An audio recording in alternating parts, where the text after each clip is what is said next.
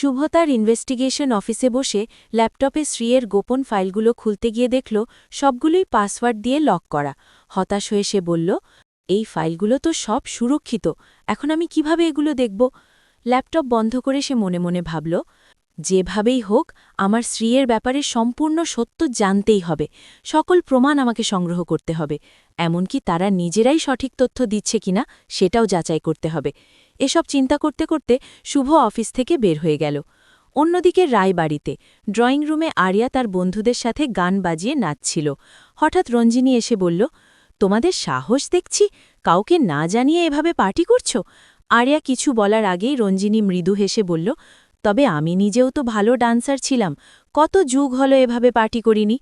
রঞ্জিনীর কথায় আরিয়ার বন্ধুরা উৎসাহিত হয়ে বলল, তাহলে আন্টি আপনিও আমাদের সাথে জয়েন করুন না, সবাই মিলে এনজয় করি। রঞ্জিনী তার ব্যাগ রেখে শাড়ি গুছিয়ে তাদের সাথে নাচতে শুরু করল। ঠিক তখনই কেশব ও সেবন্তী দরজায় এসে এই দৃশ্য দেখে হতবাক হয়ে গেল। কেশব এগিয়ে গিয়ে আরিয়ার হাত থেকে ড্রিঙ্কের বোতল কেড়ে নিল। সেবন্তী রাগত স্বরে বলল, এটা কি হচ্ছে? এটা একটা সম্মানিত পরিবারের বাড়ি, তোমাকে রাস্তা থেকে তুলে এনে আশ্রয় দেওয়া হয়েছে আর তুমি এসব করছো? সেবন্তী রঞ্জিনীর দিকে ফিরে বলল, তুই তো বড়, তুই কেন ওদের সাথে মিশে এসব করছিস? তারপর কেশবকে বলল, দাদুভাই এক্ষুনি পুলিশে খবর দাও, এই মেয়ে আর ওর বন্ধুদের শিক্ষা দেওয়া দরকার। সেবন্তী কথায় আরিয়া ক্ষুব্ধ হয়ে বলল, আমি কখনো এই কারাগারের মতো বাড়িতে থাকতে চাইনি, আমাকে জোর করে এখানে রাখা হয়েছে, এক্ষুনি আমি এখান থেকে চলে যাব। এই বলে সে তার জিনিসপত্র নিতে ঘরের দিকে দৌড়াল এবং দৌড়াতে গিয়ে সেবন্তীকে ধাক্কা দিয়ে ফেলে দিল। ঠিক সেই মুহূর্তে শুভ এসে সেবন্তীকে ধরে ফেলল। পরের দৃশ্যে শুভ রাগে আরিয়াকে জোরে একটা চড় মারল এবং বলল, তোমার এত সাহস হলো কিভাবে এই বাড়িতে এসে এসব কাণ্ড করছ?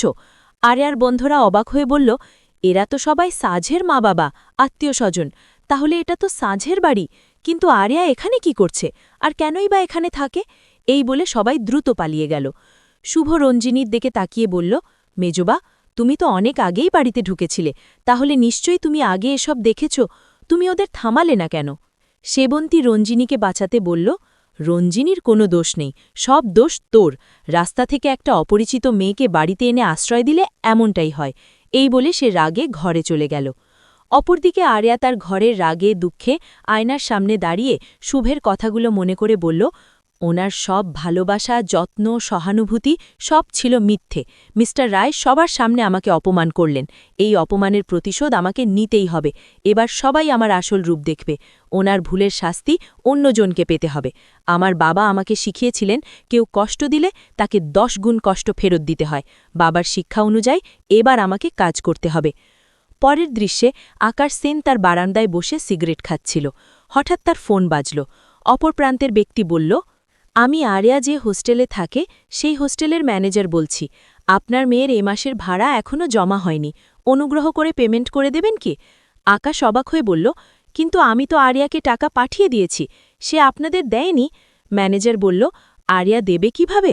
সেই তো নিজেই এখন হোস্টেলে থাকে না, আপনার মেয়ে বন্ধুবান্ধব নিয়ে রুমে ড্রিঙ্ক স্মোকিং করে পার্টি করত, এই জন্য ওকে হোস্টেল থেকে বের করে দেওয়া হয়েছে, এখন সে কোথায় আছে আমরাও জানি না। আকাশ ফোন কেটে দিয়ে অন্য কাউকে ফোন করে রাগত স্বরে বলল, আমি তোমাকে বলেছিলাম আরিয়া কোথায় যাচ্ছে, কি করছে সব খবর দিতে, এই সামান্য কাজটুকুও ঠিকমতো করতে পারলে না? ফোন রেখে সে আবার ডায়াল করে বলল, এক্ষুনি আমার ভারত যাওয়ার টিকিট বুক করে দাও, আমাকে আমার মেয়ের সাথে দেখা করতে হবে। অন্যদিকে শুভ তার ঘরে দাঁড়িয়ে মনে মনে ভাবছিল, আরিয়াকে ওভাবে মারা আমার ঠিক হয়নি, বারবার অন্যের মেয়েকে মারা ভালো কথা নয়, চলো একবার আরিয়ার সাথে কথা বলে আসি। আরিয়া তখন তার ঘরে রাগে দুঃখে বসেছিল। শুভকে দেখে সে আরও বিরক্ত হয়ে বলল, আপনি এখানে কেন এলেন? একবার চড় মেরে শান্তি হয়নি, আবার মারতে এসেছেন? চলে যান এখান থেকে, আমি আপনার সাথে কথা বলতে চাই না। আরিয়ার কথা শুনে শুভ কিছু না বলে নীরবে ঘর থেকে বেরিয়ে গেল। রাতের খাবারের সময় সবাই টেবিলে বসল। শুভ বলল, মেয়েটা আজ অনেক কষ্ট পেয়েছে, তাই বোধহয় খেতে আসেনি, তাহলে আমি কি একবার ডেকে আনব?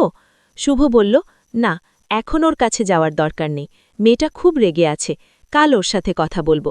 তারপর সে যোগ করল, কাল কিন্তু সাঁঝের জন্মদিন, সেজন্য একটা অনুষ্ঠানের আয়োজন করা হয়েছে। কেশব উৎসাহিত হয়ে বলল, আমি সাঁঝের জন্মদিন এমনভাবে উদযাপন করব যে ওর সারা জীবন মনে থাকবে। কিছুক্ষণ পর সাঁঝ এসে বলল, কালকে আমার জন্মদিন, কিছু পরিকল্পনা করা হয়েছে নাকি সবাই ভুলে গেছ? আদি হেসে বলল, আমরা সবাই ভুলে গেলেও তোমার মামনি কখনো ভুলবে না। শুভ এসে বলল, চিন্তা করো না সাজ। সাজ বলল, মামনি, আমি তো তোমাকে আমার পছন্দের কেকের ছবি পাঠিয়েছিলাম, তুমি সেটা বানিয়েছ তো? শুভ হেসে বলল, কাল সকালেই তোমার পছন্দের কেক তৈরি হয়ে যাবে। হঠাৎ সেবন্তী এসে বলল, আরও একটা বিশেষ কাজ বাকি আছে, মিস্টার ব্যানার্জির মেয়ে কিন্তু খুবই সুন্দরী এবং শিক্ষিত। আমি কাল অনুষ্ঠানে কেশব আর মিস্টার ব্যানার্জির মেয়ের বিয়ের প্রস্তাব সবাইকে জানাব। বিয়ের কথা শুনে সবাই চুমকে তাকিয়ে রইল। আগামী পর্বে দেখবেন, মোহনা শুভকে সতর্ক করে বলবে, তুমি যত দ্রুত সম্ভব এই মেয়েটাকে বাড়ি থেকে বের করে দাও। এই ধরনের মেয়েরা রাগের মাথায় যে কোনো বিপজ্জনক কাজ করতে পারে। অন্যদিকে আরিয়া সাঁঝের ঘরে ঢুকে সাঁঝের জামাকাপড় পরে ড্রিঙ্ক করবে এবং বোতল হাতে অসভ্যের মতো নাচতে নাচতে ড্রয়িং রুমে আসবে। থ্যাঙ্কস।